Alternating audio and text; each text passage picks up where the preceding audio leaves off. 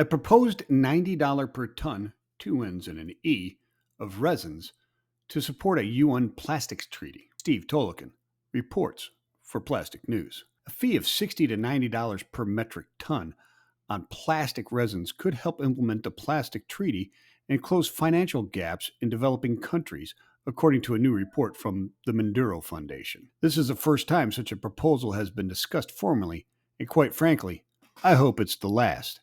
What could go wrong with the UN assessing fees and distributing them to poorer countries to support plastic recycling and elimination of waste? The argument is that financing efforts to decrease plastics waste is the answer. A report authored by the Manduro Foundation claims that the fee would produce $25 to $35 billion per year globally.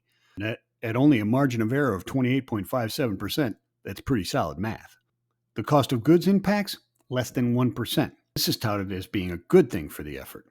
The goal is to recycle more plastics and reduce virgin plastic consumption while eliminating waste plastic to landfills and oceans, etc. If the difference of 10% cost is enough to kill the desire for recycled resins right now, then how do you figure less than 1% will matter? And it can be passed on to the consumer at that.